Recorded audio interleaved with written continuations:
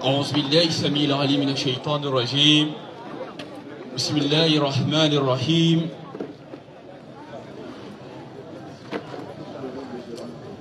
إن الله وملائكته يصلون على نبي يا أيها الذين آمنوا صلوا عليه وسلموا تسليما يا أيها الذين آمنوا اتقوا الله وقولوا قولا سديدا يصلي لكم أعمالكم ويغفر لكم ذنوبكم ومن يطع الله ورسوله فقد فاز فوزا عظيما السلام عليكم أحبتي في الله بما لمن با نياكو مغوري أي حكاية واني فسندون كو أن سراني بما لمن با في أراني كان أربورو مساعرة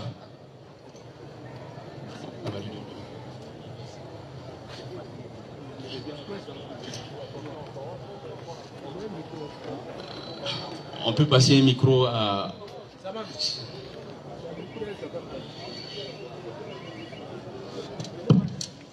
Alors.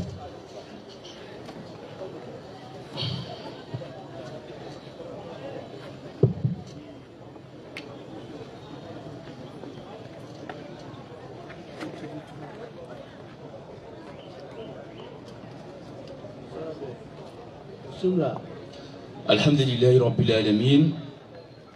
Alhamdulillahi Rabbil Alamin. On va dire Alhamdulillah parce que c'est une grâce pour nous d'être musulmans. Alhamdulillahi Rabbil Alamin parce que Allah subhanahu wa ta'ala nous a guidés sur le droit chemin. Alhamdulillahi Rabbil Alamin parce que nous sommes là ce soir pour cette grande caravane de la Da'wa avec la DDR. Alhamdulillahi Rabbil Alamin.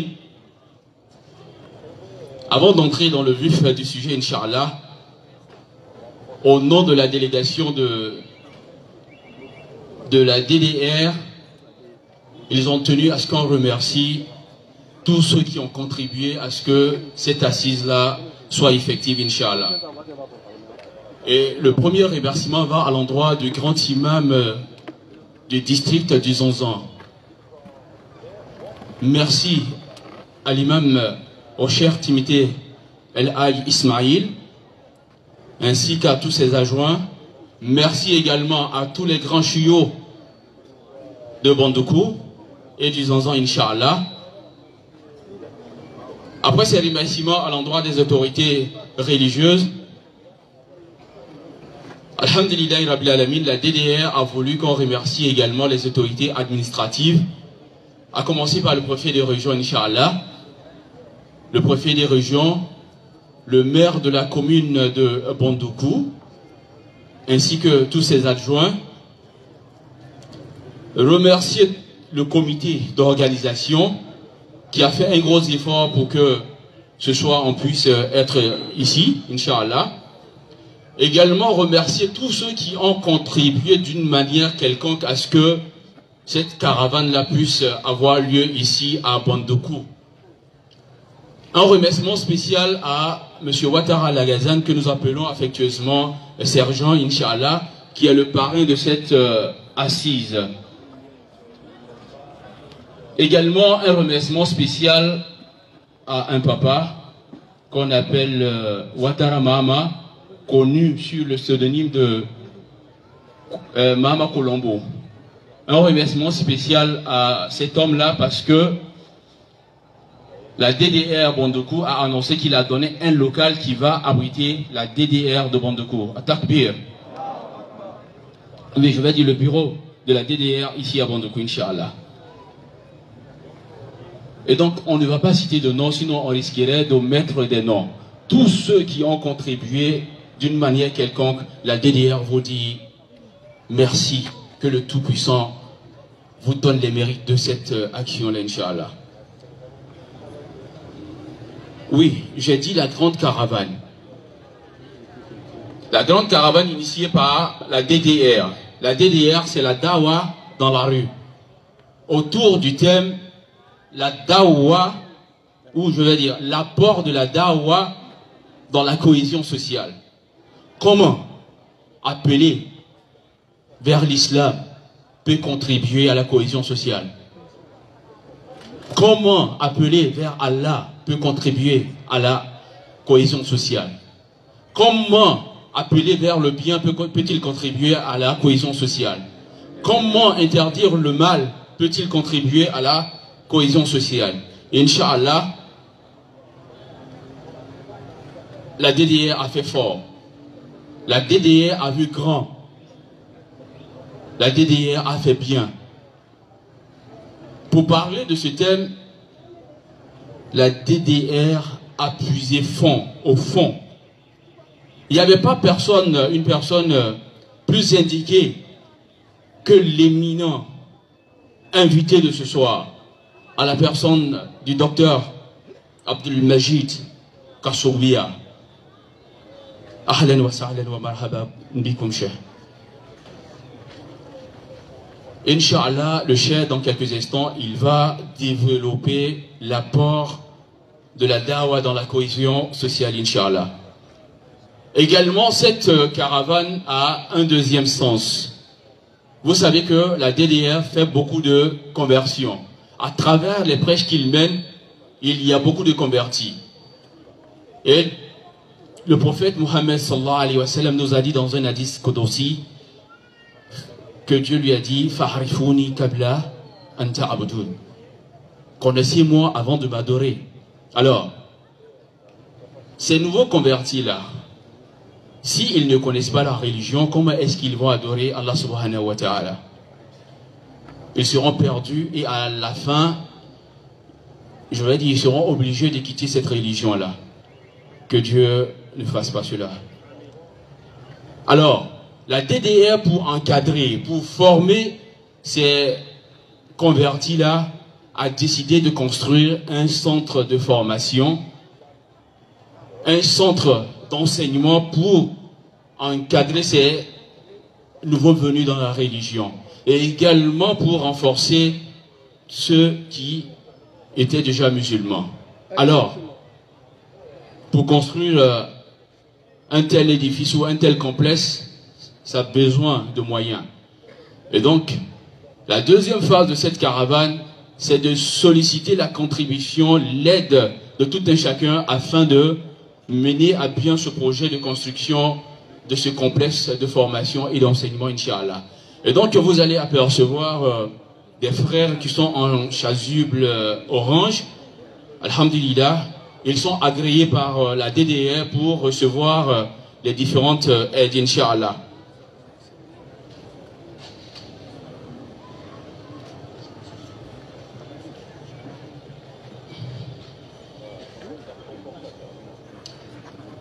Bemali mamba ay hakayato ko wulen sigi alhamdulillah ko amajuguya ko DDR ikame DDR dawa ke bagador lumu mirka misiri ta dawa to ko rebo keneka kamor wanz alhamdulillah rabbil alamin arka adamina butugo le kara dugu worum lanay butugo le kara dugu worum lanay alhamdulillah rabbil alamin ado ariyanin kana kuma ko jumanka ko dawa kamor kirkata alama kamor kirkata sulama yama ko utati yaman bemuni an nyoti eta sigira kamor kirkata anyalima utati yaman bemuni an bengeli mara na alaka so angara mo cheba mi bora Congo RDC ra ina dabora likuka to jamali dunana le musagara aka nyina be anya jamaa yira sulama jamaa inshallah to ale tomi ka le ko ilasri yango DDR anya mo jona ale le bi an fisande ni ari ale le kiri ostaz Diane at-takbir ali ton konono aborum na bagatu le katake ango Ustaz Ismail Aka Ali Tuguleda Wa alaykum salam wa rahmatullah. Ale fisandemi anya biara mi birra Ismail aka to anga lokarko tu atubirali afabe pasteur le afabe ason nyamo le mali tubira ki dawa ke ki mogor ki taga ala kelina yama atakbir ale toni ka ale musakin lasriya ko arti man bagatu tagara ke l'imam Amidou Berté aka tondo tige ko organisation Sharaf al-Islam c'est Alisa aywa organisation Sharaf al-Islam to ko mustagar bunyana ale an l'imam chia Amidou Berté masie ka yanzoro ka to ko afuri biare inshallah wolo ko arina maniemi fo wolo ko arbida wa mikera arkam na modolima arkam na mogomima alefi sando ni be angan mo tieba mikiri docteur Abdul Majid Kashobia alele siglin ta tierata Allahu akbar atakbir ale tukumi abinana amana kele mogorka ablasira en fils andemi bi ngoroda kwari ale kri Cheikh Abdul Malik aleleta ko professeur Abdul Majid alla seri ni kale ke ni kale mili atita ka nyonto aburum na ba jati lomo à lui Inch'Allah. Ah, c'est lui, Abdallah Anifi. Abdul Malik, Inch'Allah.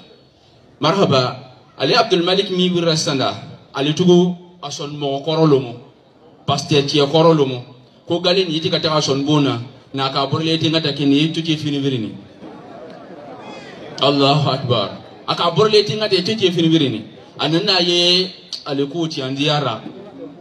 Alaka jusu noroya. Aka dusu lamayara. wolo ko mo sawana mi ka arbula sira ko ariya likiri Abdallah Anifi ale tuguleda marhaba arsawa mi nga ira sulama jamara arbiye bora ango RDC République démocratique du Congo ni galin ti loandi ya fakar ko zayi mo butu dugu arbora odugo alira ni galin loandi ya fo arma ko zayirwa mais ko ati fote si tanya fo arma le ko congolais. Inch'Allah, que Dieu facilite. To, mi nya mogor yira jama siaman ka ale mogon blasera kana ale musarage. To, mi su tukudo jambara. Arkwani sirani ni mbali mamba fef tu. Karamgoche ya borodo. Bara la farira. Inch'Allah ka enfedaya. Et donc, après la présentation en langue locale, Inch'Allah, nous allons demander l'autorisation au grand imam pour permettre au docteur Abdel Majid de passer à la conférence, Inch'Allah. Et donc, nous allons as'Allah Jalla wa Ala في هذا اليوم المبارك وفي هذا المكان المبارك وفي هذا الشهر المبارك أن يجعلنا من المقبولين ويجعلنا من الفائزين ويجعلنا ممن يستمعون القول فيتبعون أحسنه أولئك الذين هداهم الله وأولئك هم أولو الألباب. Fasse Dieu que nous soyons de ces personnes-là qui prêtent l'oreille à la parole, puissent suivre ce qu'elle contient de meilleur. Ce sont ceux-là qu'Allah a guidés et c'est ceux-là les doués d'intelligence. Docteur Abdul Majid, vous avez le micro, Inch'Allah, pour nous dire quel est l'apport de la dawa dans la cohésion sociale. Que Dieu facilite, Inch'Allah.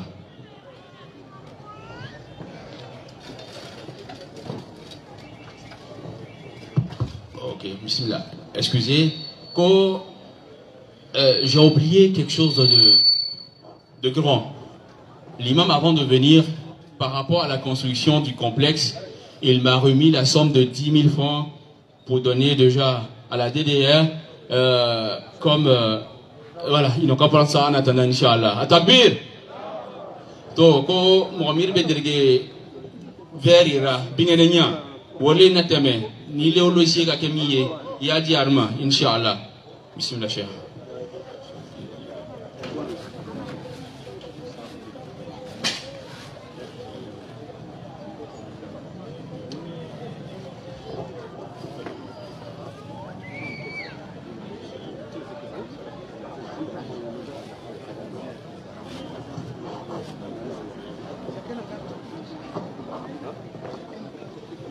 to marmwari heketo ko atiyani ni adaya yerini kurana karani wato ngarmwari siradi ngarmo domana kana ali kurana karan inshallah ansar ka amurdo kira inshallah man yati aywa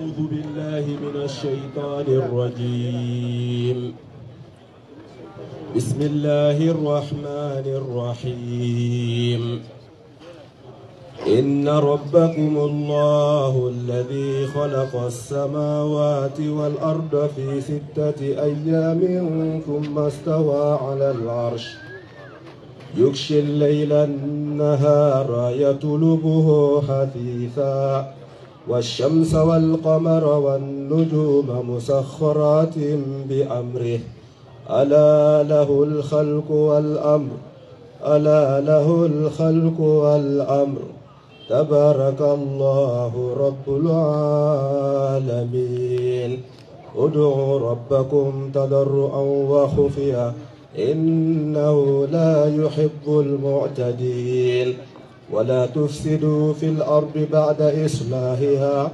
ودعوه خوفا وطمعا إن رحمة الله قريب من المحسنين صدق الله العظيم صدق الله العظيم شكرا لكم إن شاء الله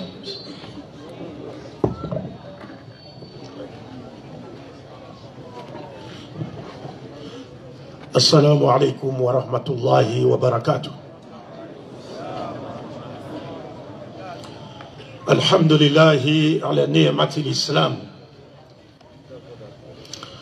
والصلاة والسلام على نبينا محمد الذي جاء على فترة من الرسل لأن لا يكون للناس على الله حجة بعده وعلى آله وعلى جميع الأنبياء والمرسلين وبعد ربي اشرح لي صدري ويسر لي أمري واحلل عقدة من لساني يفقه قولي سبحانك لا علم لنا إلا ما علمتنا إنك أنت العليم الحكيم. Chers frères et sœurs non musulmans en Adam, chers frères et sœurs en islam, j'ai commencé en louant Allah pour son plus grand bienfait, celui de nous avoir dirigés sur la voie de l'islam. Et vous le saurez bientôt pourquoi je qualifie cela de plus grand bienfait d'Allah. Et j'ai imploré Allah pour qu'il couvre de sa grâce et de ses bénédictions notre prophète Mohammed, qui a été envoyé après plusieurs siècles passés sans l'apparition d'aucun prophète dans aucune nation du monde. Dieu a envoyé le prophète Mohammed afin qu'après son passage sur cette terre, l'humanité ne puisse trouver d'arguments échappatoires devant Dieu le jour du jugement dernier. قال رسول الله صلى الله عليه وآله من لا يشكر الناس لا يشكر الله. Le prophète a dit, celui qui ne remercie pas les hommes ou les humains n'a pas remercié Dieu. En d'autres termes, celui qui ne remercie pas les humains pour les services qu'ils lui ont rendus, ou pour leurs bienfaits, ou encore pour l'estime qu'ils lui témoignent, ou la marque de considération qu'il témoigne à son égard, n'a pas en réalité remercié Dieu. Donc avant de rentrer dans le vif du sujet, permettez-moi ainsi qu'à la délégation qui m'accompagne de présenter notre gratitude aux autorités administratives de la ville de Bondoukou de nous avoir octroyé l'autorisation de poursuivre notre activité dans le cadre de cette caravane patriotique organisée par la DDR. Puis, nous remercions tous nos imams et guides spirituels, dont le grand imam El Hajj Ismail Timite, Ayadahullah, wa Hafidahullah, wa Ra'ahu. Nous les remercions de nous avoir chaleureusement accueillis dans cette ville de Bondoukou. Non seulement de nous avoir chaleureusement accueillis, mais aussi de nous honorer de leur présence en ces lieux, en ces moments, malgré leurs multiples préoccupations. Et j'aimerais dire à tous les imams et à leur tête, notre imam El Hadi Ismail Timite, que pour nous, les imams sont comme l'eau avec laquelle nous prenons nos ablutions. Et nous autres sommes comme les sables du tayammum. C'est-à-dire, lorsqu'il y a l'eau, on n'a pas besoin de tayammum. Lorsque les imams sont là, on n'a pas besoin d'Abdul Majid. On n'a pas besoin de qui que ce soit. Parce que les imams sont nos guides, nos maîtres. Hum ala ru'usina. Ils sont au-dessus de nos têtes. Si nous n'avons pas appris la religion à leurs pieds, nous ne serions jamais capables de prendre la parole devant vous dans le cadre de cette caravane. Donc, l'honneur revient aux imams.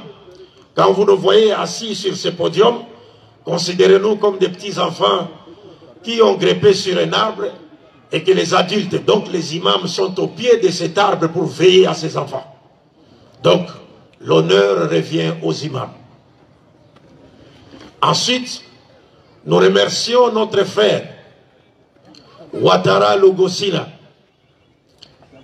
de nous avoir offert l'hospitalité en mettant à notre disposition son propre domicile durant notre séjour ici à Bondoukou.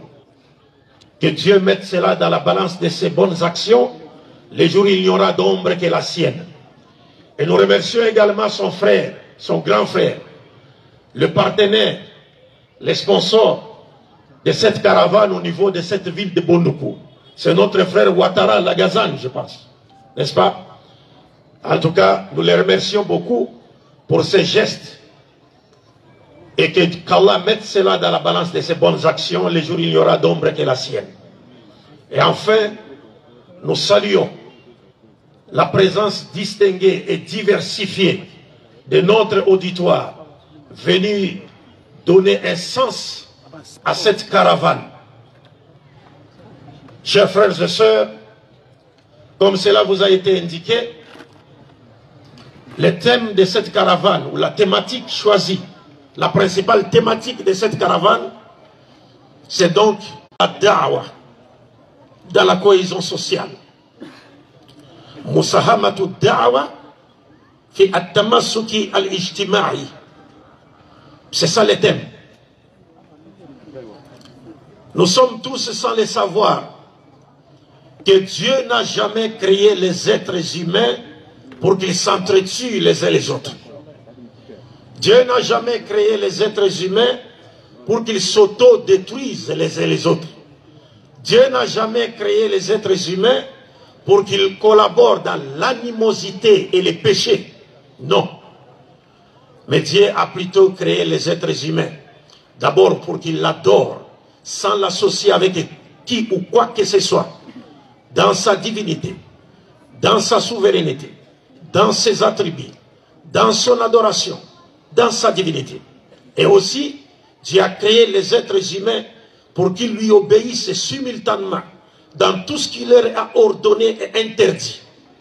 Et enfin, Dieu a créé les êtres humains pour qu'ils œuvrent afin que la loi de leur Seigneur puisse régir toute leur vie sur cette terre, afin que la volonté de Dieu soit faite sur la terre comme elle est faite au ciel. C'est ça le but de la création des êtres humains. Et aujourd'hui, point n'est besoin de rappeler que nos sociétés ont un besoin réel de la paix, de la tranquillité, de la joie. Elles ont un besoin réel de préserver l'unité à tous les niveaux. C'est pourquoi la DDR a décidé d'organiser cette caravane autour du thème « L'apport de la da'wah dans la cohésion sociale ». Parce que les membres de la DDR, comme nous autres, venus de la RDC, nous sommes convaincus que Dieu a placé dans l'islam toutes les solutions aux problèmes de l'humanité. Toutes les solutions. C'est seulement la plupart des gens ne le savent pas. Et pourquoi l'islam? Parce que l'islam, c'est la religion de Dieu destinée à toute l'humanité. Et je vais devoir le démontrer, Inch'Allah. C'est pourquoi, sans plus tarder, je vous annonce que le parcours de mon exposé s'ouvrira d'abord par un premier point qui me permettra de dissiper tout malentendu sur l'islam en tant que la religion qui a été prêchée par tous les véritables prophètes de Dieu. Et après cela, nous passerons au second point de notre exposé, que nous allons, lors de l'exposé, de l'abord de ces points, nous allons passer en revue 2 ou 3 principes islamiques universels qui contribuent naturellement à la promotion et à la consolidation de la cohésion sociale pour le bien-être de tous. Les principes sont légion dans l'islam. Moi, je me limiterai à citer 2 ou 3. Mais je sais que nos imams qui sont assis là-bas et qui nous écoutent, ils peuvent aller au-delà de 8, 10. Parce que le Coran est très profond. Et nous n'avons pas atteint leur connaissance. Nous n'arrivons même pas à la cheville de leur connaissance. Donc pour ce soir, nous nous limiterons à 2 ou 3 principes, Inch'Allah. Et après cela, au final, nous tirerons notre conclusion. Donc, je vais commencer par le premier point pour dissiper tout malentendu. Quant à l'islam, qui est donc la religion de Dieu destinée à toute l'humanité. De prime abord, j'aimerais vous rappeler que le Coran nous enseigne que toutes les religions ou les différentes religions qui existent sur cette terre existent par la volonté permissive de Dieu. Les différentes religions qui existent sur cette terre existent par la volonté permissive de Dieu. C'est-à-dire que c'est Dieu lui-même qui a voulu que toutes ces religions existent sur terre. Toutes ces différentes religions. Pourquoi? Pour 2 principales raisons.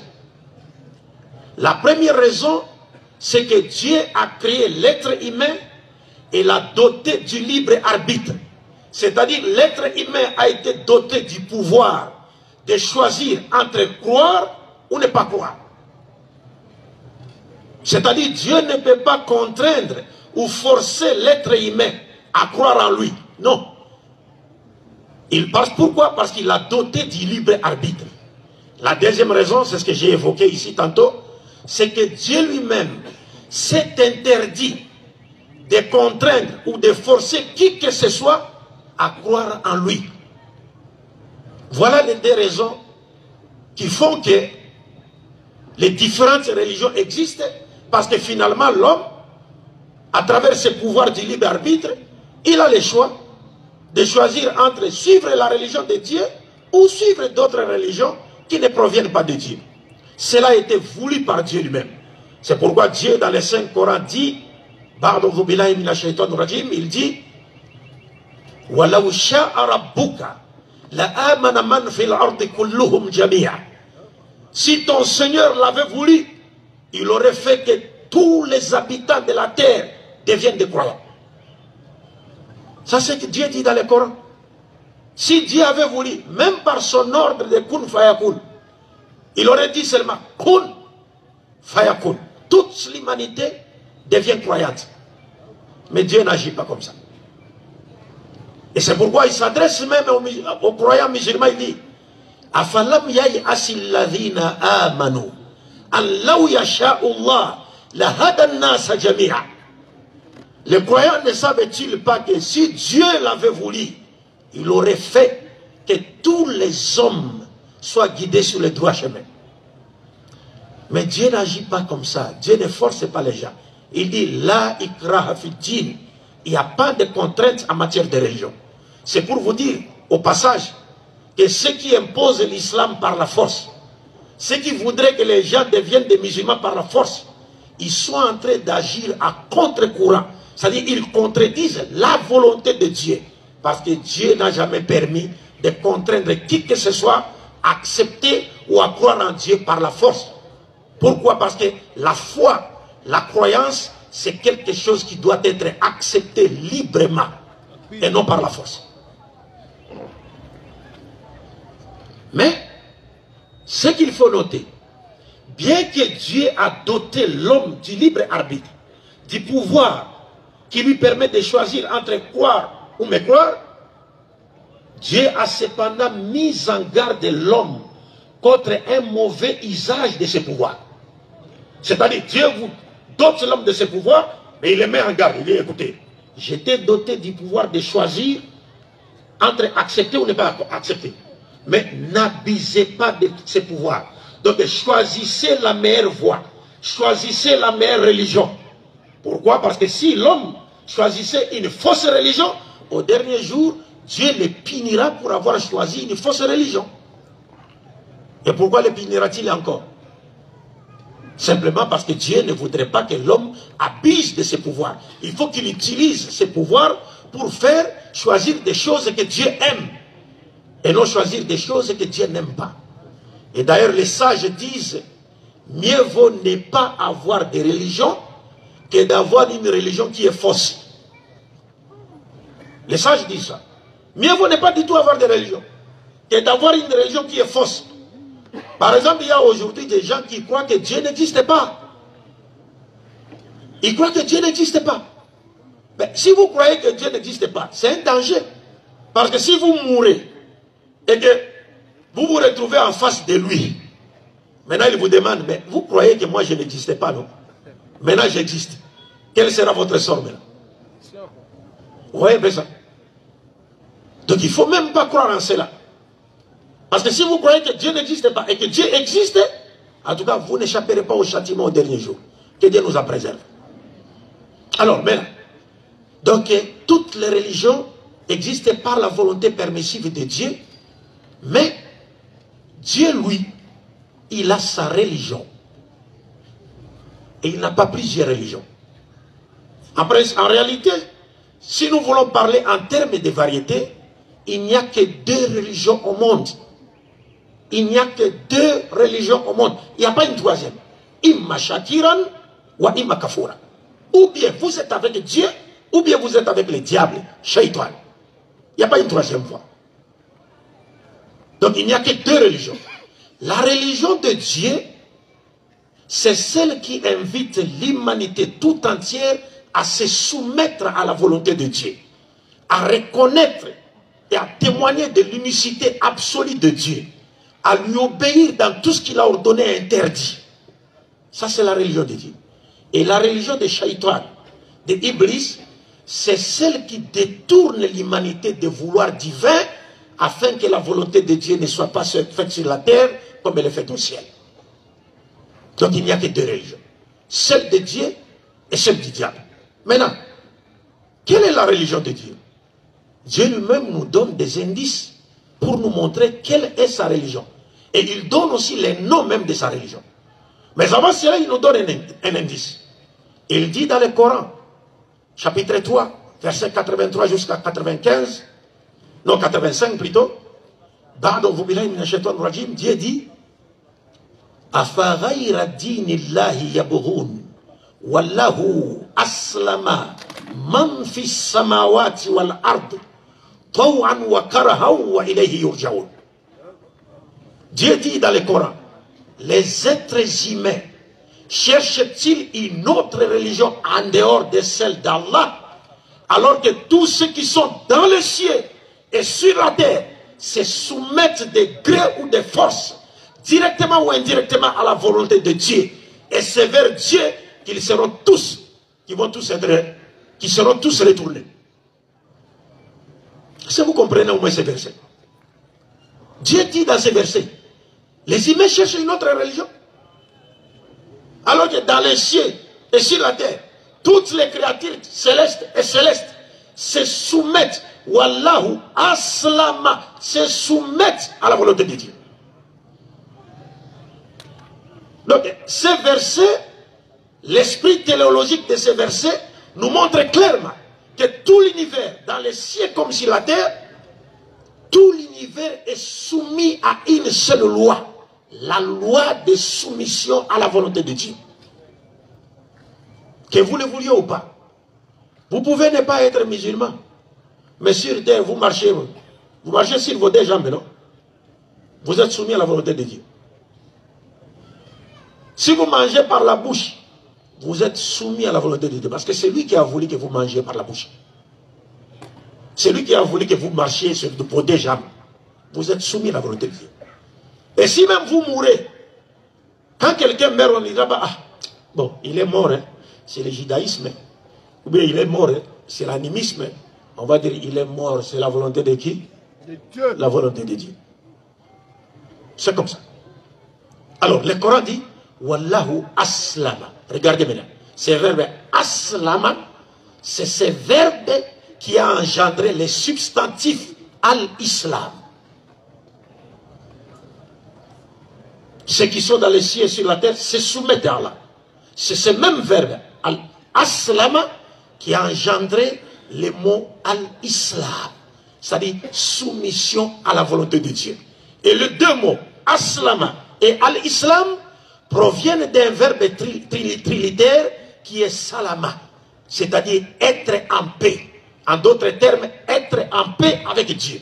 Donc, si vous voulez être en paix avec Dieu, il faut se soumettre à la volonté de qui? De Dieu. Les deux mots. Et c'est pourquoi vous allez voir, avant que je n'arrive là, parce que les deux mots, comme nous l'avons dit, ils proviennent du verbe salama, qui veut dire être en paix. Et c'est le même mot que les musulmans utilisent pour se saluer. C'est le même mot. Les musulmans, quand ils se rencontrent, ils se saluent par le mot Assalamu alaikum. Ou bien Assalamu alaikum wa rahmatullah. Ou bien Assalamu alaikum wa rahmatullahi wa barakatuh. Trois dimensions.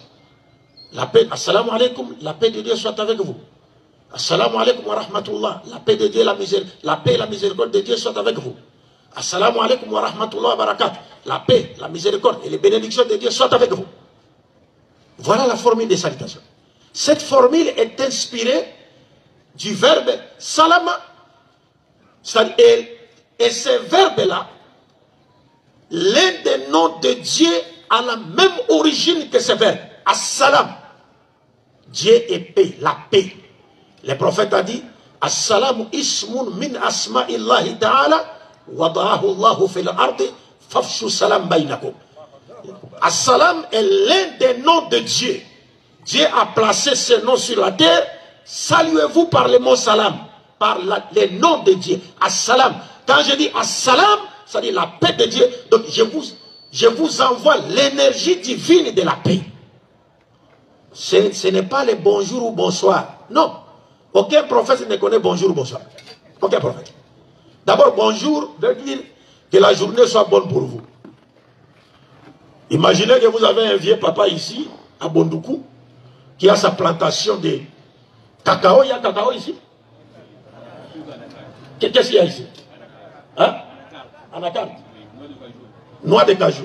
Imaginez qu'il a sa plantation de noix de cajou à Anacarte de 10 hectares. Maintenant, cette plantation prend feu. Tout est brûlé, calciné. Maintenant, vous partez voir ses papas pendant la journée, vous lui dites bonjour papa. Mais bonjour veut dire quoi? Bonjour veut dire que la journée soit bonne pour vous. Mais comment voulez-vous que la journée soit bonne pour lui lorsque son système moral est affecté parce qu'il est arrivé à sa plantation d'arcade? Est-ce que vous comprenez? C'est absurde. Et la même chose quand vous dites à quelqu'un bonsoir. Vous savez que les jeunes africains aiment bien aller en Europe.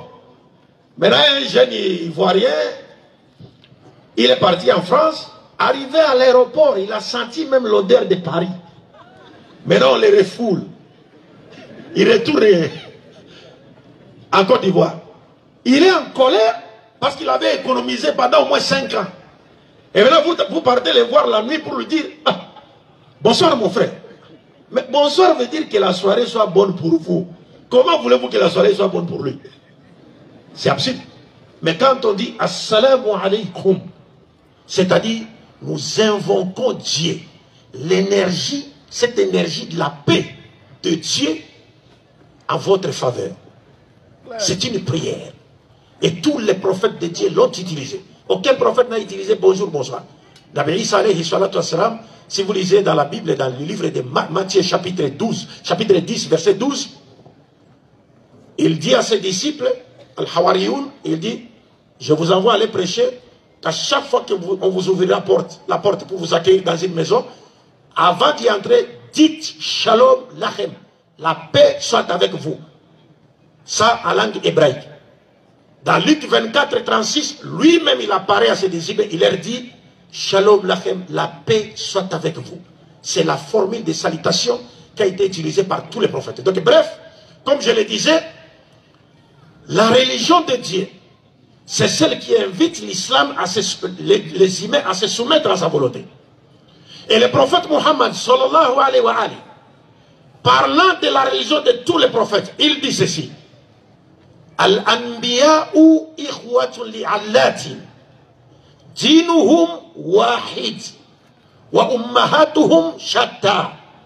Le prophète dit, nous l'ensemble des prophètes de Dieu, nous sommes comme des frères consanguins, c'est-à-dire comme des frères qui sont nés, qui sont issus d'un même père, mais de mères différentes.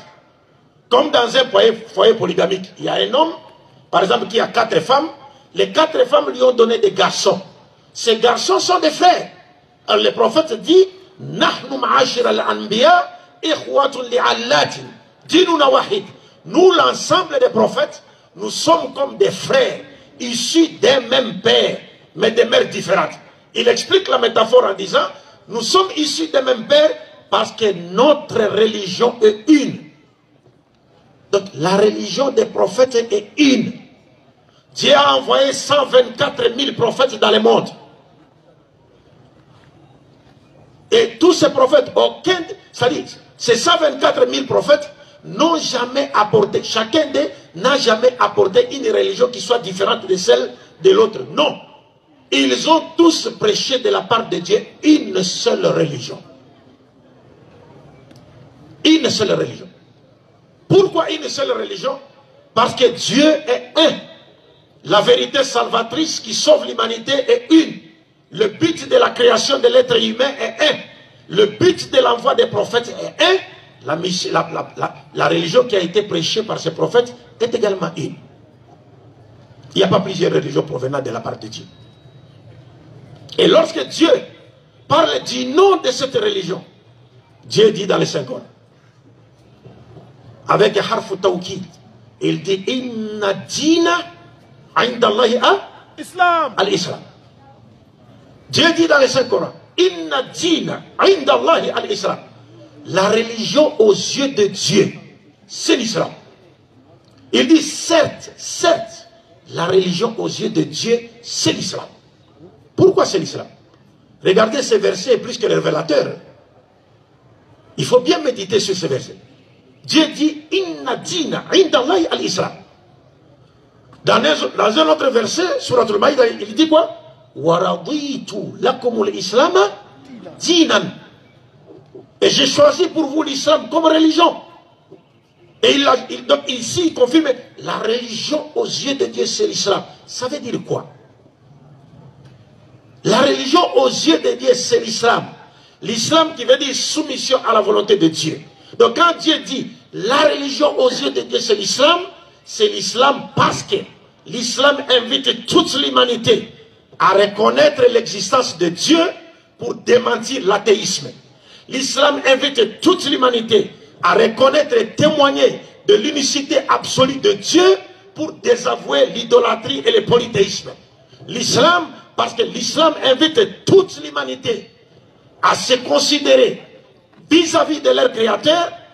Toute l'humanité doit se voir comme, doit être dans une attitude de soumission vis-à-vis de son créateur. Voilà pourquoi l'islam est la religion qui a été enseignée par tous les prophètes de Dieu. Et quand Dieu dit Inna dina indallah l'islam, il cite les noms. Donc s'il y a d'autres personnes qui voudraient nous détourner de l'islam pour embrasser d'autres religions, ces versets constituent un argument. C'est-à-dire, vous allez leur demander, ah, mais vous voulez que je suive votre religion, mais montrez-moi dans votre livre, là où Dieu a dit, c'est votre religion, qui est sa religion? Hein? Il n'y en a pas jusqu'à la fin du monde. Il n'y a pas le nom d'une seule religion sur toute la surface de la terre qui a été donnée par Dieu, ça n'existe pas. Wow. Le seul nom, la seule religion qui a reçu de Dieu un nom, c'est l'islam. Et c'est ça la particularité des musulmans. Parce que notre livre a été appelé Al-Qur'an par Dieu. Notre religion a été appelée Islam par Dieu lui-même. Nous-mêmes, nous avions été appelés de musulmans par Dieu lui-même. Ce ne sont pas des humains qui nous ont appelés ou nommés musulmans. Non, c'est Dieu lui-même.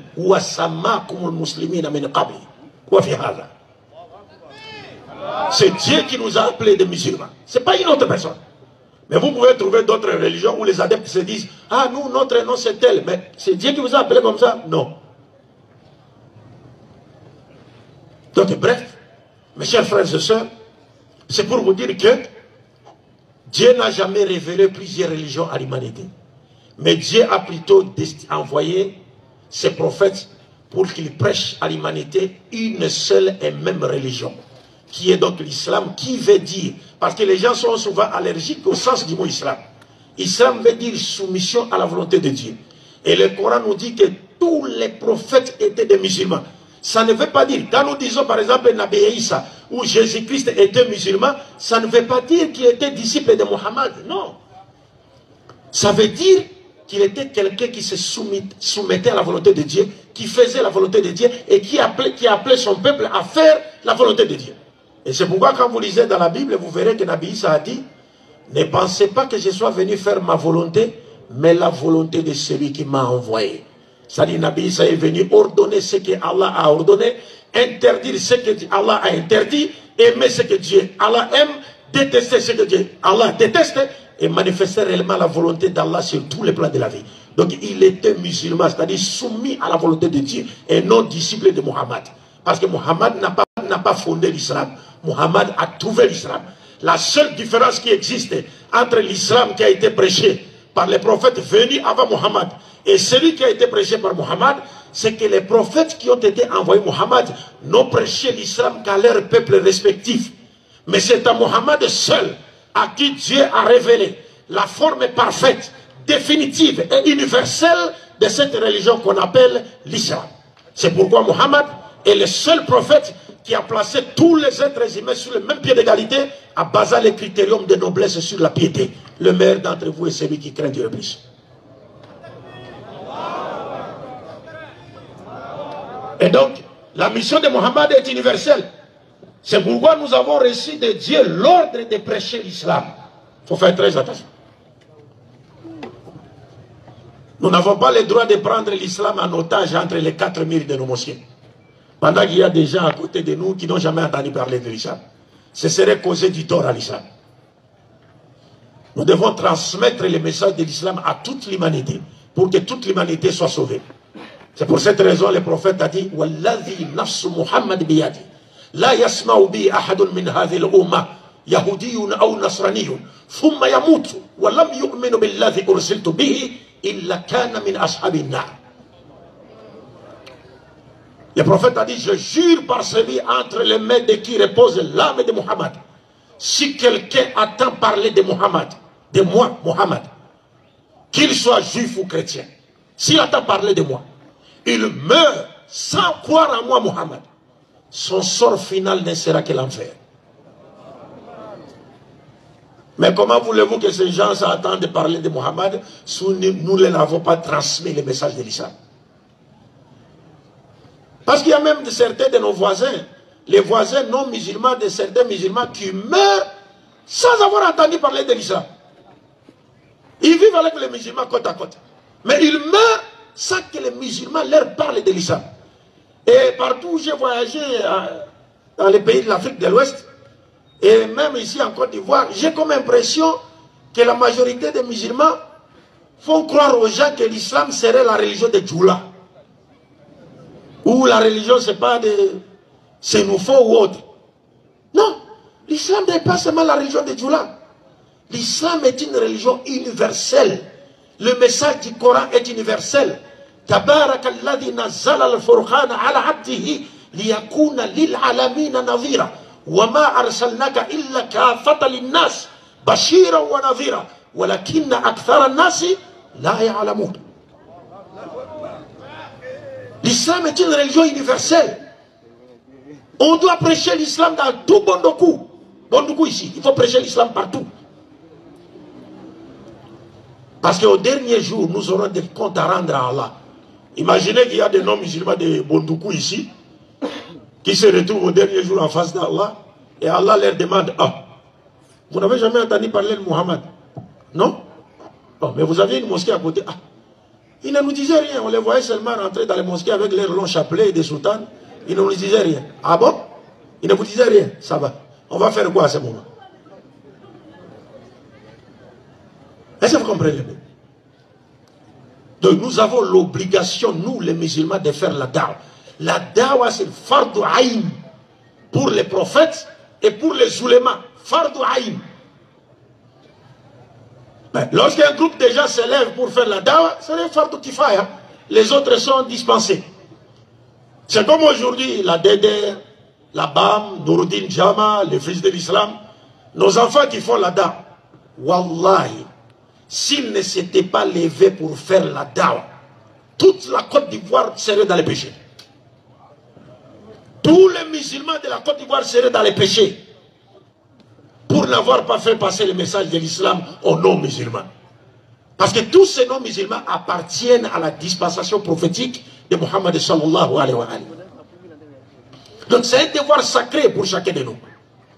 C'est un devoir sacré.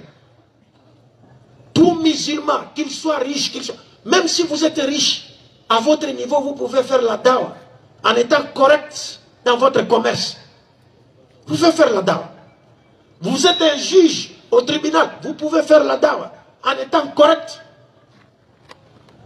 Parce que la dawa, ce n'est pas seulement la bouche, mais aussi le comportement. Mais aussi, surtout le comportement. Et nos vieux d'alors, Dieu convertissait les gens à l'islam à travers leur comportement, pas la parole. Le vieux, à l'époque. Aujourd'hui, il y a des gens qui ont une grande connaissance en islam. Mais quand vous regardez leur comportement, ils constituent déjà un obstacle entre l'islam et les non-musulmans. Mais les vieux de l'époque, ils ne connaissaient pas grand-chose dans l'islam. Mais ils avaient un bon comportement. Ils étaient corrects. Et Allah a amené beaucoup de personnes à l'islam à travers leur bon comportement. Et nous devons savoir tout ce qui constitue un élément de l'islam. Tout ce qui est de l'islam, wallahi, constitue un élément de conversion de nos musulmans. Même celui qui sait bien faire l'adhan avec une belle voix, il fait seulement l'adhan avec une belle voix, ça peut amener les gens à l'islam. Celui qui lit le Coran avec une belle voix peut amener les gens à l'islam. Même la barbe seulement, la barbe. Quelqu'un coupe, il rase bien sa barbe. Il est propre. La soutane est propre. Les gens, à partir de la propriété, tu peux amener les gens à l'islam.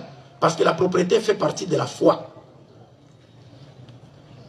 Un musulman ne doit pas être celui dont la bouche pire la vase. Où il s'habille mal, il n'est pas propre. Non, le prophète a dit, Dieu aime voir les effets de la grâce qu'il a accordée à son serviteur. Donc la dawa, c'est un devoir sacré pour chacun de nous. Chacun de nous. C'est pourquoi nous faisons la dawa. Et nous ne le faisons pas pour avoir de l'argent. Non. On peut solliciter l'assistance des frères pour la construction du centre, ainsi de suite. Et d'autres activités, parce qu'il nous faut de l'argent. Des fois, il nous arrivait à payer des émissions télévisées sur des chaînes non musulmanes. On payait l'émission à 1 million de francs CFA pour passer. Pendant une heure seulement. 1 million, même plus. Des fois, ils mettaient même un prix exorbitant juste pour vous empêcher de passer. Parce qu'ils savent que si vous passez, donc la vérité que vous allez dire risquerait de faire des victimes de la vérité dans l'autre camp. Donc il faut un prix exorbitant. Mais on arrivait à relever les défis. Mais on ne fait pas la dawa, nous on ne fait pas la dawa pour chercher l'argent, non, non. Donc si quelqu'un vient vous dire que Abdul Majid a exigé qu'on lui donne l'argent pour qu'il fasse la dawa, dites-vous, non seulement c'est un menteur, kadhab, et non seulement c'est un hypocrite, mais c'est aussi un fasiq. C'est aussi un fasiq. Ya ayyuhalladhina amanu in ja'akum fasiqun min binaba'in fatabayyanu.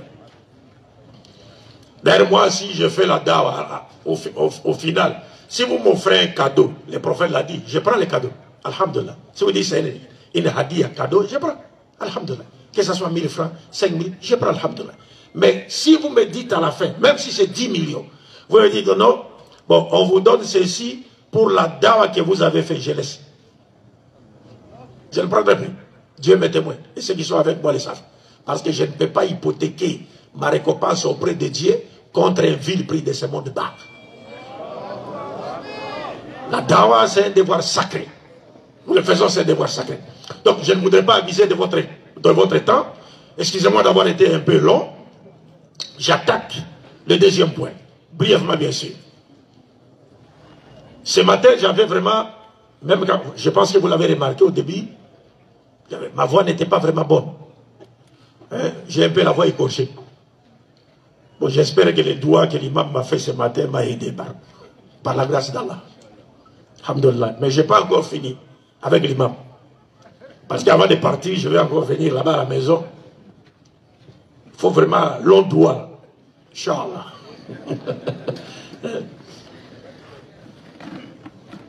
Donc bref, passons au second point. Le second point, nous avons promis de faire passer et d'aborder deux ou trois principes islamiques universels dont la compréhension et la mise en pratique contribuent naturellement à la promotion et à la consolidation de la cohésion sociale pour le bien-être de tous. Et ces deux principes, il y a un premier principe qui a été énoncé dans le chapitre 49, la sourate al-Hujurat du Saint-Coran, verset 13. Les imams connaissent ce verset. C'est un verset très profond. Dieu dit dans ce verset, pardon, vous bilan mina shaitan rajim, Ya ayyuhan nasu, inna khalaqnakum min dhakarin wa untha, wa ja'alnakum shu'uban wa qaba'ila lita'arafu, inna akramakum inda Allahi atqakum, inna Allaha alimun khabir. Dieu dans ce passage dit ceci. Ô vous les humains, les êtres humains, nous vous avons créé à partir d'un mâle et d'une femelle, c'est-à-dire Adam et Hawa, Ève. Nous vous avons répartis en plusieurs peuples et tribus, l'ita'arafu, afin que vous vous entreconnaissiez, ou afin que vous vous connaissiez, c'est-à-dire mutuellement et facilement. Cependant, sûrement, inna akramakum indallah atqakum. Sûrement, le meilleur d'entre vous aux yeux de Dieu, c'est celui qui craint Dieu le plus. Inna Allah alimun khabir. Dieu est informé sur tout ce que vous faites, dans le sens qu'il connaît vos pensées, qu'il connaît vos paroles, qu'il connaît vos actions. Mais mes chers frères, regardez, méditez bien sur ces versets. C'est très, très, très profond. Et la compréhension de ces versets et la mise en pratique du principe qui est enseigné, ou des principes qui sont enseignés dans ces versets, nous permettra, n'est-ce pas, de promouvoir et de consolider la cohésion sociale dans nos sociétés respectives. D'abord, dans la première partie du verset, je vous rappelle que lorsque Dieu s'adresse aux musulmans dans le Coran, il dit « Ya ayyuhalladhina amanu ». Mais ici, il n'est pas le cas. Quand il s'adresse aux juifs et aux chrétiens, il les appelle, il dit « Ya ahlal kitabi ». Oh, vous les gens du livre. Mais ici, il n'est pas le cas. Quand il s'adresse aux mushrikoun, aux idolâtres et autres, il les appelle « Ya ayyuhal kafiroun ». Mais ici, Dieu dit « Ya ayyuhannasu ». Oh, vous les humains. Ou encore, oh, vous les êtres humains. C'est-à-dire, le message est adressé à toute l'humanité sans distinction d'ethnie, tribu, clan, race, langue, toute l'humanité. Et Dieu dit, Inna khalaqnakum min dhakarin wa untha. Nous vous avons créé à partir d'un mâle et d'une femelle. La première partie du verset montre clairement que si nous existons sur terre, nous n'existons pas par hasard. Et nous ne nous sommes jamais auto-créés, non. Mais nous avions plutôt été créés. Et le but de notre création a été clairement indiqué dans le Saint-Coran. Mais si Dieu nous montre dans la première partie que c'est lui qui nous a créés, à partir d'un homme et d'une femme, regardez. Il dit à partir d'un homme et d'une femme. Donc il s'adresse à toute l'humanité. Il dit, je vous ai créé, j'ai créé toute l'humanité à partir d'un homme et d'une femme. Suivez maintenant la suite. La suite, il dit, et puis, nous vous avons répartis en plusieurs peuples et tribus. Or, ces plusieurs peuples et tribus ont été créés à partir d'un homme et d'une femme. C'est-à-dire, tous les peuples de la terre, toutes les nations de la terre, toutes les tribus de la terre, toutes les ethnies de la terre, toutes les races, toutes les langues. C'est-à-dire, nous appartenons tous à une seule famille, la famille adamique. Nous appartenons tous à une seule famille. Nous vous avons répartis en plusieurs peuples et plusieurs tribus.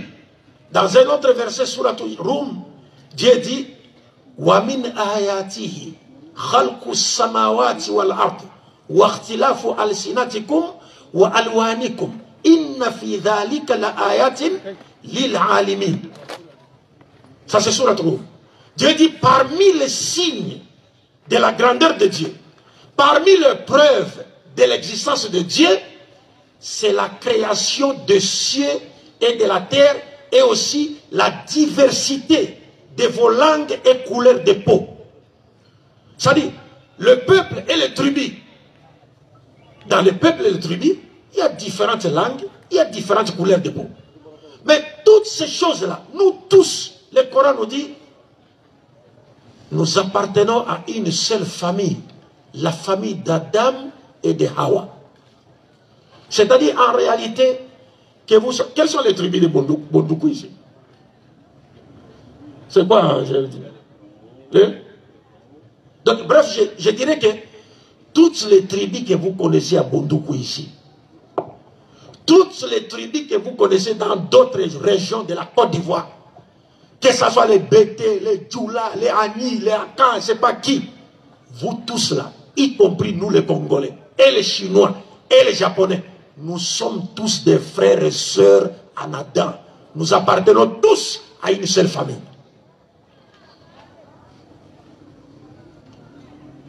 C'est la famille adamique qui nous réunit.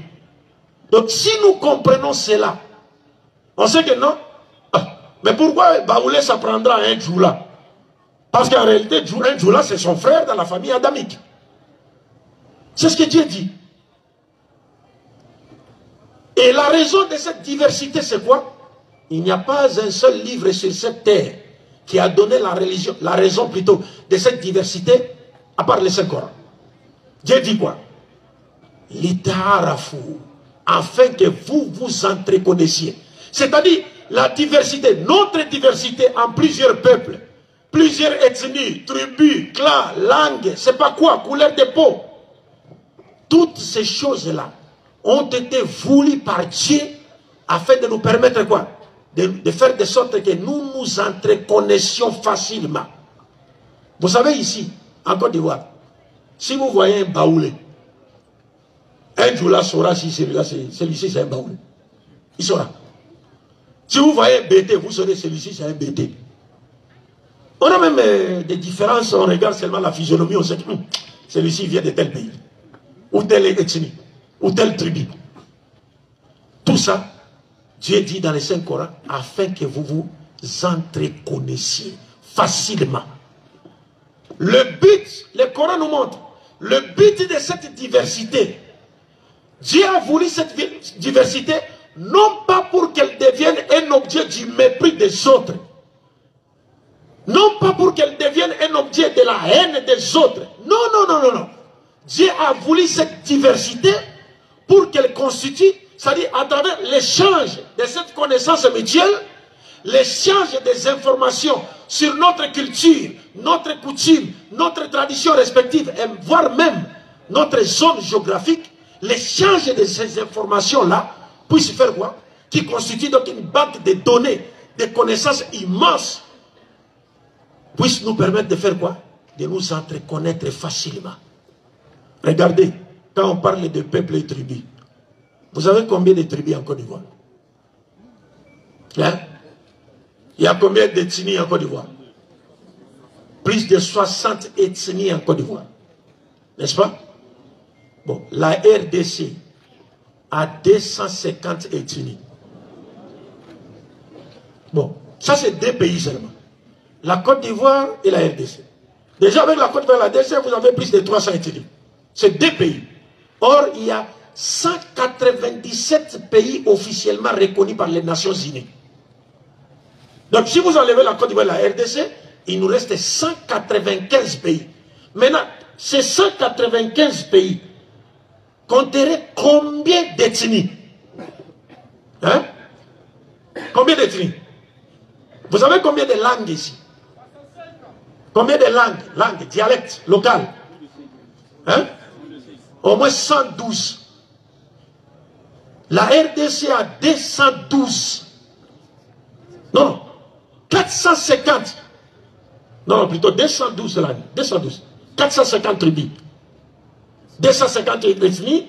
450 tribus. 212 langues. L'Inde a combien? L'Inde a 461 langues, dont 22 sont officiellement enseignées dans les écoles. Maintenant, remarquez, mais toutes les langues du monde, d'abord, la diversité de Dieu dit, وَمِنْ آيَاتِهِ خَلْقُ السَّمَاوَاتِ وَالْأَرْضِ وَاخْتِلَافِ أَلْسِنَتِكُمْ وَاخْتِلَافِ. C'est-à-dire, les langues là sont un mystère. C'est un signe que Dieu existe. C'est un signe de l'immense sagesse de Dieu. Mais vous et moi, nous savons que les enfants, pour parler, ils doivent imiter qui? Les parents. Les parents, non? Et Adam et Ève vont imiter qui? Hein? Parce qu'un enfant, des bébés, pour que les bébés parviennent à parler, les enfants, les parents doivent commencer à parler même à partir de 10 mois, 11 mois. Les parents commencent à parler avec leur bébé. Si les bébés ne comprennent, avant même que les bébés ne parlent, les parents commencent à lui parler déjà. Et avec le temps, les bébés vont commencer à comprendre et commencer à répéter ce que les parents étaient en train de lui dire jusqu'à maîtriser le langage humain. Donc tu ne peux pas du coup comme ça commencer à parler. Mais qui a appris à Adam et Ève à parler alors qu'ils n'ont jamais passé, ils ne sont pas passés par l'enfance et l'adolescence? Ils sont sortis adultes, Adam avec des barbes. Qui lui a parlé? Qui lui a appris à parler? واختلاف ألسنتكم من آياته من الآيات دالت على وجود الله اختلاف ألسنتكم وألوانكم. Cette diversité-là, quand vous regardez toutes ces langues qui existent sur terre, c'est une preuve évidente que Allah existe, Dieu existe.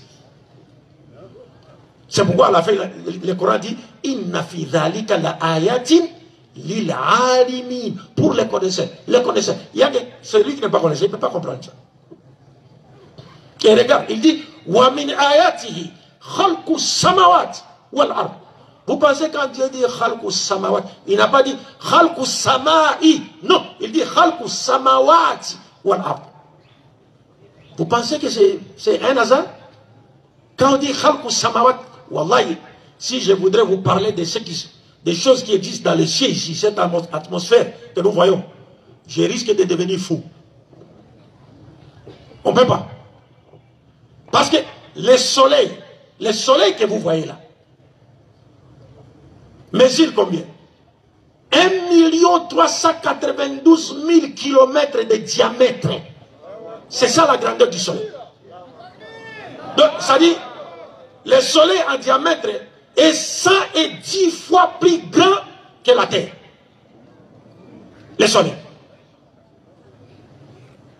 Et le soleil, par rapport à la terre, il pèse, le poids du soleil, il pèse 330 000 fois plus lourd que la terre, si je ne m'abuse. Mais vous voyez seulement un petit cylindre, le soleil. Vous ne savez pas de quoi il s'agit. Et si l'on doit prendre, si le soleil était comme une assiette creuse ou calotte, comme une assiette comme ça, on peut mettre des choses à l'intérieur.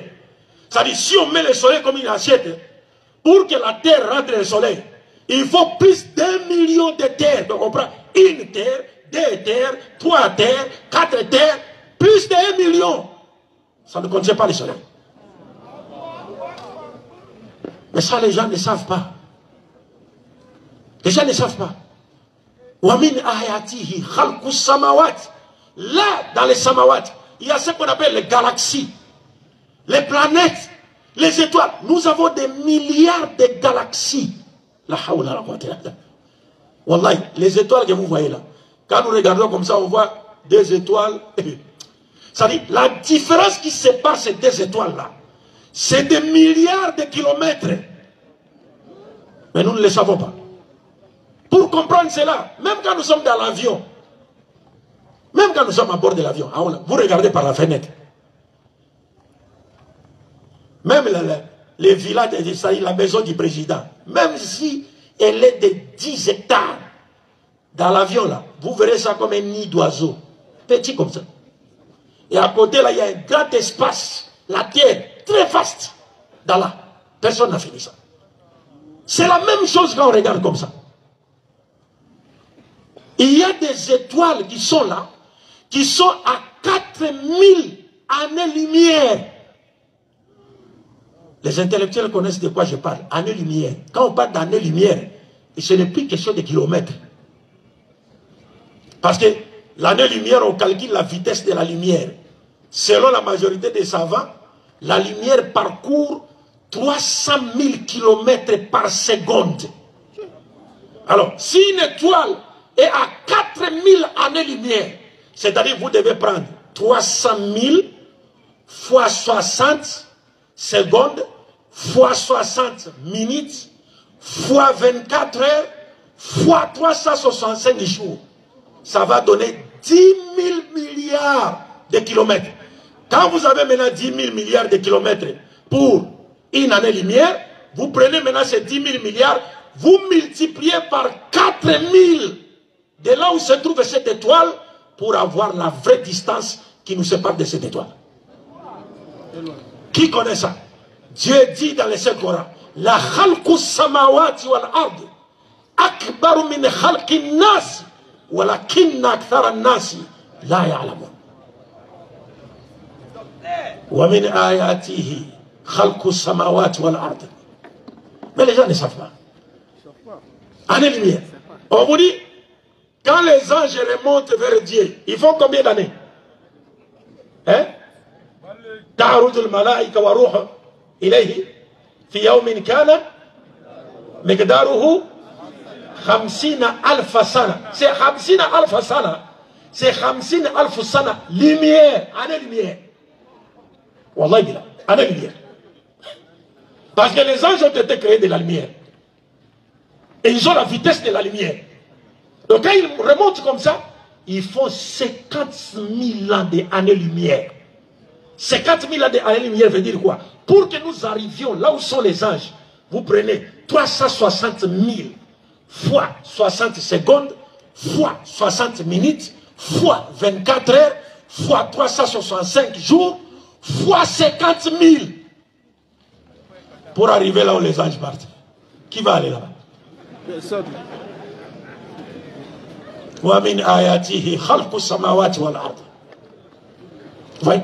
Donc, chers frères et sœurs, les choses sont tellement grandioses que Allah, après avoir évoqué, regardez, après avoir évoqué, c'est-à-dire le grand miracle de la création des cieux et de la terre, aussitôt Allah termine en disant وَاخْتِلَافُ أَلْسِنَتِكُمْ وَأَلْوَانِكُمْ إِنَّ فِي ذَلِكَ لَآيَاتٍ لِلْعَالِمِينَ. Il place ça à côté de ça pour montrer que c'est quelque chose de grandiose. Toutes les tribus que nous connaissons, chacune de ces tribus a sa tradition orale, chacune de ces tribus a sa coutume, chacune de ces tribus a sa culture. Tout cela constitue une grande connaissance. Là, l'idarafu, afin que vous vous entreconnaissiez. Comme je le disais, donc la diversité, notre diversité en peuple, ethnie, tribu, clan, ne doit nullement être regardée, c'est-à-dire comme un objet du mépris des autres, ou bien de la haine des autres. Cette diversité doit plutôt contribuer à nous rapprocher, à faire de sorte que nous nous considérions comme des frères et sœurs qui ont été créés par un seul créateur. Et nous descendons tous, nous provenons tous d'une même famille, la famille d'Adam et de Hawa, alayhim assalam. Alors, le verset termine en disant Inna akramakum indallahi atqakum. Cependant, le meilleur d'entre vous est celui qui craint Dieu le plus. C'est-à-dire, en islam, la supériorité des uns sur les autres ne repose jamais sur l'appartenance des uns ou des autres à telle tribu, telle ethnie, tel peuple, telle nation. Non! La supériorité des uns sur les autres dans l'islam repose sur la piété. Le meilleur d'entre nous, c'est celui qui craint Dieu le plus. Donc tu peux être un djoula, tu es en face d'un musulman bêté, ce musulman bêté peut avoir plus de valeur aux yeux de Dieu que toi. Parce que le critérium de noblesse en islam, c'est la piété. Bref, j'ai préparé ça en vous montrant que lorsqu'on comprend ça, cela va contribuer à promouvoir et à consolider la cohésion sociale. Parce qu'on va comprendre que nous n'avions jamais été créés pour nous entretuer à cause de notre diversité ou nos différences. Non, non, non, non. Ces différences sont là pour nous permettre de faire quoi? De nous connaître mutuellement, de nous échanger des informations sur notre culture, coutumes et traditions respectives, ainsi de suite. Et c'est là pour le bien-être de tous. Bref, je vais prendre les derniers points, les derniers principes. Parce que je crois avoir été un peu long, excusez-moi. Les derniers principes que je vais évoquer est énoncé dans un hadith du prophète Muhammad sallallahu alayhi wa alayhi. Dans cet hadith, les prophètes nous parlent de notre critère aux yeux de Dieu. C'est-à-dire, il nous a montré à travers le Coran et la Sunna que le meilleur d'entre nous sur le plan vertical, c'est celui qui craint Dieu le plus. Mais le prophète va encore. Il nous montre encore le meilleur d'entre nous sur le plan horizontal, sur le plan des relations humaines. Le meilleur d'entre nous, c'est qui? Le prophète dit Inna ahabba nas, ahabbu nasi ila Allah, anfa'ahum linnas. Ahabbu nas ila Allah, anfa'ahum linnas. Le meilleur des hommes sur le plan vertical, sur le plan horizontal plutôt, sur le plan des relations humaines, le meilleur des hommes, c'est celui qui est utile aux autres. C'est-à-dire, le meilleur fils de la Côte d'Ivoire, la meilleure fille de la Côte d'Ivoire, c'est celui ou celle qui est utile à sa famille utile à sa communauté, utile à ses compatriotes, utile à son pays. C'est celui-là qui est meilleur. Qu'il soit animiste, qu'il soit chrétien, qu'il soit musulman, qu'il soit qui que ce soit. Dès lors qu'il est utile sur le plan horizontal aux autres, il est le meilleur. Il est serviable, il est le meilleur. Ça, c'est un autre critère. C'est-à-dire, si nous comprenons ces critères et nous cherchons à les mettre en pratique, nous éviterons beaucoup de choses. Parce qu'aujourd'hui, nous voyons par exemple, dans certains pays en Afrique, vous pouvez trouver des présidents. Un président, par exemple, il travaille pour son pays. Il fait des sacrifices pour faire développer son pays. Il fait des sacrifices, il travaille pour améliorer les conditions de vie de sa population. Mais vous allez trouver qu'il y a un groupe de gens quelque part qui ne veulent pas entendre parler de ce président simplement parce qu'il n'appartient pas à leur ethnie, ou il n'appartient pas à leur parti politique, ou il n'appartient pas à leur religion. Non. C'est injuste. Parce qu'on vous dit, le meilleur aux yeux de Dieu, sur le plan horizontal, c'est celui qui est utile aux autres, utile à sa famille, utile à sa communauté, utile à ses compatriotes, utile à son pays. Lorsqu'un président travaille pour le bien-être de sa population, de ses compatriotes, lorsqu'un président travaille pour le développement de son pays, une telle personne, il faut le soutenir, il faut la soutenir, il faut l'encourager, il faut l'accompagner. Parce qu'ils ne sont pas nombreux.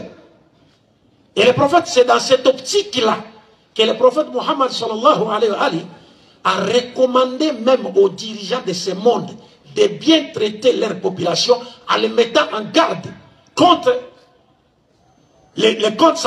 contre le jugement de Dieu au jour du jugement de Dieu. Kullukum ra'in wa kullukum mas'ul an ra'iyati.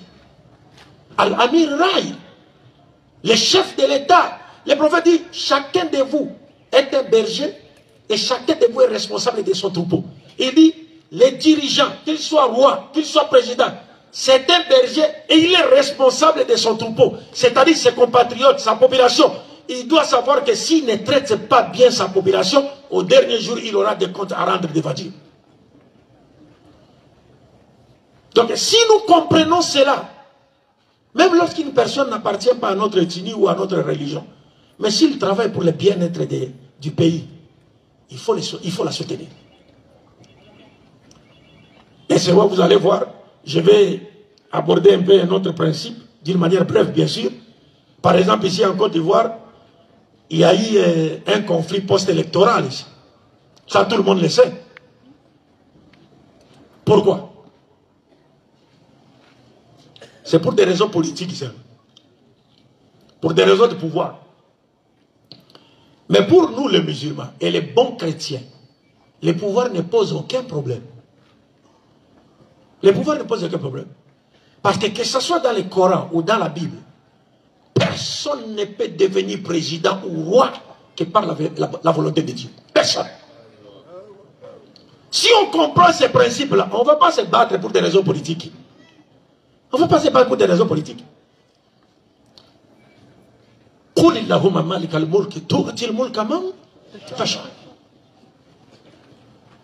C'est Dieu qui donne le pouvoir, la royauté à qui il veut. Et il arrache le pouvoir de qui il veut. Il élève qui il veut, il mérite qui il veut. Et il est puissant sur toutes choses. Et nous, dans nos prières musulmanes, nous disons Allahumma la mani alima a'atait, wa la mu'ati alima manat. Ô Seigneur, personne ne peut retenir ce que tu as décidé de donner, et personne ne peut donner ce que toi tu as décidé de ne pas donner. Personne. Donc quand on connaît ça, on ne peut pas se battre pour des raisons du pouvoir au parti politique. Parce que personne ne peut... Wallahi, même si tu triches, même si tu fais n'importe quoi, si Dieu ne veut pas que tu deviennes chef de l'État, même avant ton investisseur, tu vas tomber, tu meurs, c'est fini. Parce qu'il y a des gens qui sont morts même avant d'atteindre la magistrature suprême. D'autres, ils se lèvent, c'est demain qui doivent prêter serment, cette nuit, il meurt. Mais lorsqu'un homme est au pouvoir, que vous l'aimiez ou pas, vous devez savoir, comme le dit également la Bible, c'est Dieu qui a voulu qu'il soit là. Ce qu'on doit attendre de lui, c'est qu'il travaille pour améliorer les conditions de vie de la population et qu'il travaille pour développer le pays. S'il ne fait pas ces deux choses-là, il rendra compte à Dieu. Mais le pouvoir ne vient que de Dieu. Même le pouvoir des pharaons est venu de Dieu. Personne ne peut contredire. C'est Dieu qui donne. Pour finir, je disais que la CAN était en train d'arriver. Et la CAN est arrivée. La CAN est arrivée. Et la CAN est en train de se jouer, n'est-ce pas? On joue la CAN. Mais pour Dieu, la CAN 2024, c'est du passé déjà. Parce que Dieu connaît déjà les vainqueurs. N'en déplaise aux petits sorciers. La CAN est jouée déjà. Pour Dieu, la CAN est jouée. C'est passé déjà, c'est fini. Avant même que le monde soit monde. Dieu connaît celui qui va gagner. Mais la CAN est arrivée en Côte d'Ivoire, alhamdulillah. Mais nous avons vu hier, malgré le fait que les supporters des éléphants ont soutenu leur équipe du début jusqu'à la fin, mais le destin en a décidé autrement. Et je pense, à mon humble avis, le destin en a décidé autrement pour permettre aux éléphants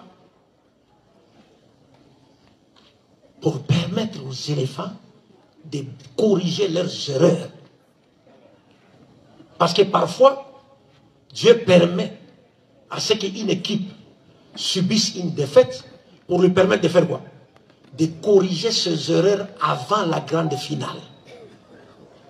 Et moi, à mon humble avis, je pense que c'est ça. Parce que vous savez, souvent, quand on joue à domicile, on a tendance à penser qu'on est intouchable. Parce qu'on est fier au jeu à domicile. On a tendance. Alors Dieu peut permettre une défaite juste pour vous pousser à faire quoi? À rebondir et partant à corriger vos erreurs avant la grande quoi? La grande finale. Et nous, les éléphants, doivent savoir que dans des grandes compétitions telles que la CAN de nos jours, il n'y a plus de petites équipes. Hein? C'est pas comme avant, on savait déjà, ah, celle-là, 4-0. On va leur donner 4. Et c'est 4, on va leur donner 4. Mais la CAN de ces jours-ci, il n'y a plus de petites équipes. Et les équipes d'autres pays là, ils ne viennent pas pour s'amuser, comme disent les Ivoiriens. Ils viennent pour faire quoi? Gagner la coupe. Or, mais qui a plus de droits de jouer pour gagner la coupe en dehors des éléphants? Qui a plus de droits de jouer pour gagner la coupe en dehors des éléphants? Parce que c'est la Côte d'Ivoire qui a organisé la CAN. Donc c'est pour dire que les éléphants de la Côte d'Ivoire doivent considérer chaque match comme une finale. S'ils veulent rester dans les tournois jusqu'au bout, ils doivent considérer chaque match comme une finale. Et jouer contre l'équipe adverse sans pitié, en restant dans les règles bien sûr du jeu. Mais sans pitié. S'il faut donner même 5 billes, donnez 5 billes. C'est ce que les gens doivent savoir.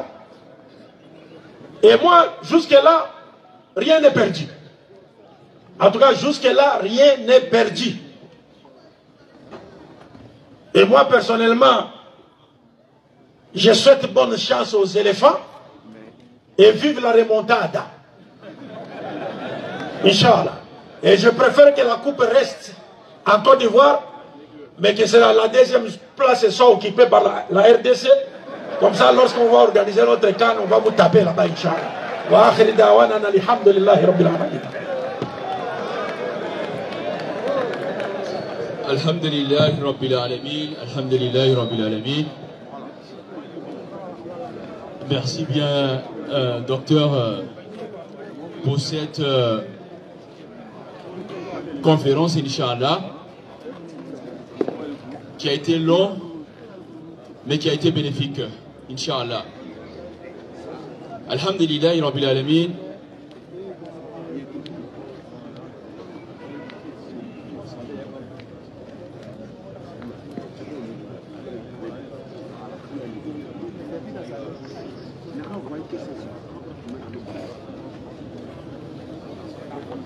Alhamdulillahi rabbil alamin. To selama jamaru kuma forangalo ando kasiyama meara. To ata lanyini na ni kuma tikafona darakana anya kuma kundaka surunya. Kafo jamaye anzi kana inshallah. To de bemali mambani jamaye hekayato yin. To angar motiya kuma sera aka barla fari sindika ala le jasola ala mi ka to anzera bi kale musarin ke wolo ko ka dugu nya mor fu kam na prefeni ya ko mor biye ka ni me wolo ko amani na bali mamba ni dugu kar mor biye akomara aka yira karako alama adama don da kwanya nyon kereli ko alama adama don da karako anya nyon faga ma ala sira ala ka adama don da kwanya batole tamisma aka fokurana hayona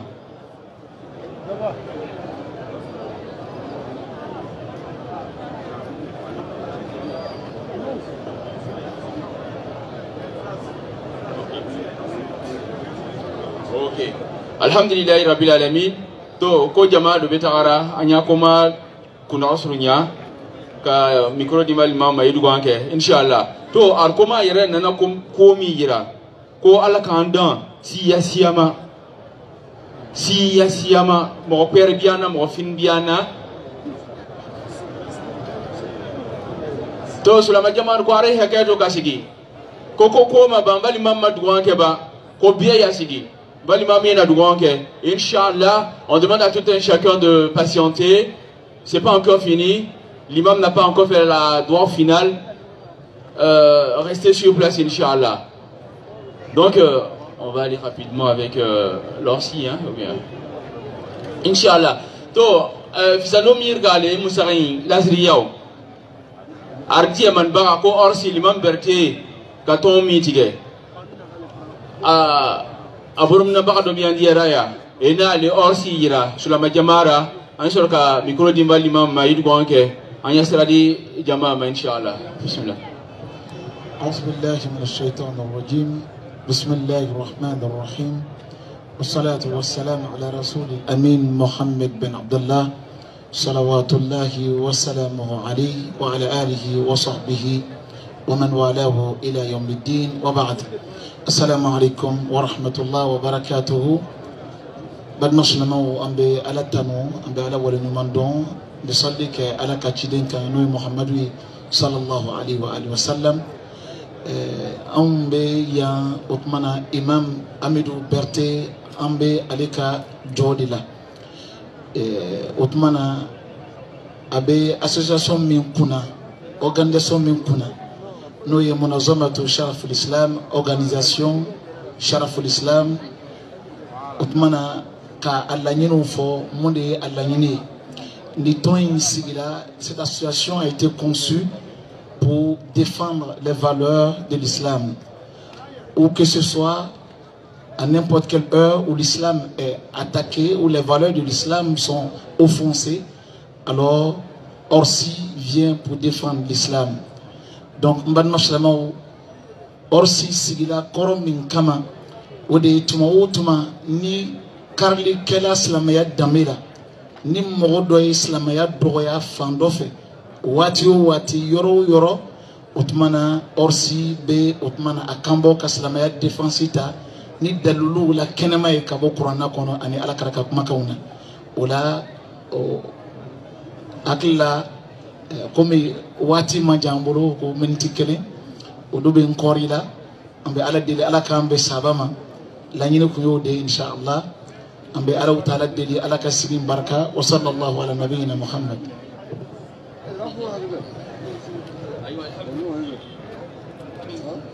Alhamdulillahi rabbil alamin. Agina deli nyamor fe kwani bama Colombo kwa kabomi di ko DDR butugo yake a bureau ye ko alhamdulillahi rabbil alamin. To usaz ka kuma mi fo Abdul Majid kuma ko fanyo fo dula kana jama ya me ko alati mogor fereni arni ayaye ati mogor ferni arni ayaye ko jogo ni ala siranya ala ya vereni wole ko moti mogodo sulama yara ni fangaye ko mo so mo yere yele makuo e se ka mo sama kado dinara ike ko e mo sama kado dinara ko alim duga kuri andi ya fo fisandoni jama sigi bagare ariame to alhamdulillahi rabbil alamin ko musaga no yara ko aina micro dimbali mamma aya duganke an siradi jamama inshallah zaman micro kilombe ok il va venir.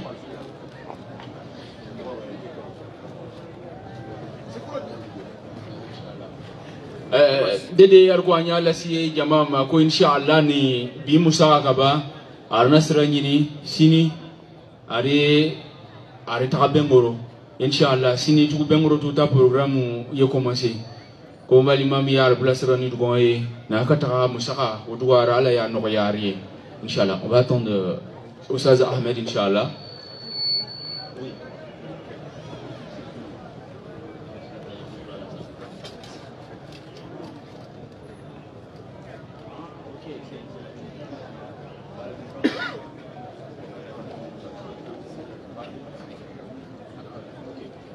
Inch'Allah, on va donner le micro à l'imam, Inch'Allah. Bismillah. Bismillah ar-Rahman ar-Rahim. Allahumma salli ala Muhammad wa ala Muhammad wa sallim. Alhamdulillah allazi wasi'at wa hasa adadam. Amin. Allahumma inni as'al maliki wa sayyidi wa sayyidi rajai yawmati shahr al-haram wal bard al-haram wal mashar al-haram wa qabr nabika alayhi salam. Anta habba lana min al-khair ya'lamu ilma sirfana min asrina anta. Allahumma ya man waba li Adam sita wa li Ibrahim Ismaila wa Isyaka wa radda Yusuf ala Yaquba wa ya man kashafa al-bala an Ayuba wa radda Musa ila ummi. Allahumma ya man zada al-hidra fi ilmi. Allahumma ya man waba li Dawud Sulaiman wa Zakaria Yahya wal Maryam Isa wa ya hafiza ibnatay Suwaiba. Nas'aluka an tusalli ala Muhammad wa ala jami' nabiyina wal mursalina. Allahumma ya man wahaba li Muhammad sallallahu alaihi wasallam safat al-kubra wa darajat ar-rafi'a. Nas'aluka an taghfira lana dhunubana wa tastra anna uyubana wa tujiba lana ridwanaka wa amanaka wa ghufranaka wa ihsanaka wa tumati'ana min jannatika ma lazina an'amta alaihim minan nabiyina wa siddiqina wa shuhada'i wa salihina innaka ala kulli shay'in qadir. Fatiha. Bismillahir Rahmanir Rahim. Alhamdulillahi Rabbil Alamin. Ar-Rahmanir Rahim. Maliki Yawmiddin. Iyyaka na'budu wa iyyaka nasta'in.